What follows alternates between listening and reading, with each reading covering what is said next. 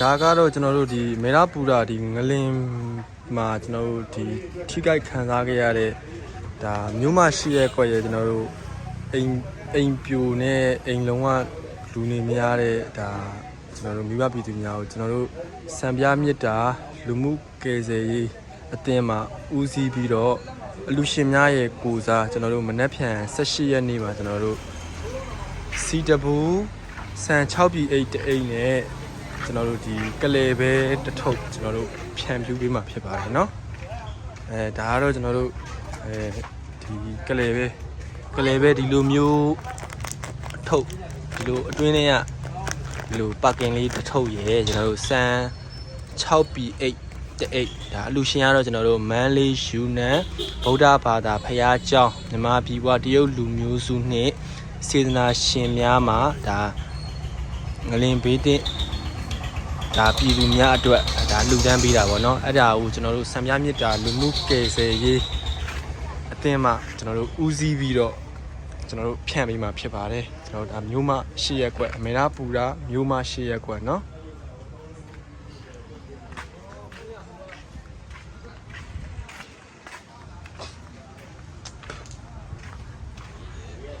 28ရက်နေ့ကနေကကျွန်တော်တို့ရှာဖွေကယ်ဆယ်ရေးတွေနဲ့ကျွန်တော်တို့ဒါ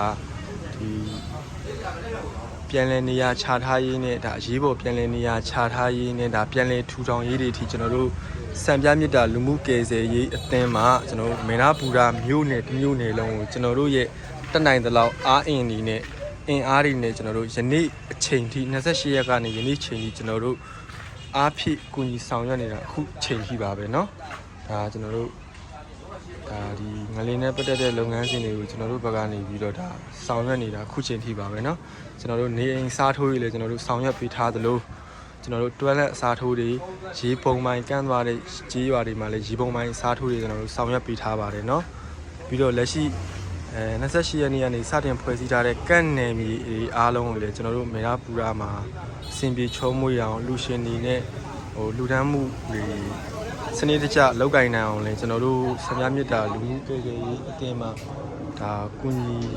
ဆောင်ရွက်ပေးမှုတွေဒါအများကြီးကျွန်တော်တို့လုပ်ဆောင်ထားပါတယ်เนาะကျွန်တော်နာမည်ကိုဆိုင်မှာကျွန်တော်စံပြမြစ်တာလူမှုကယ်ဆယ်ရေးအသင်းရဲ့အတွင်းရေးမှု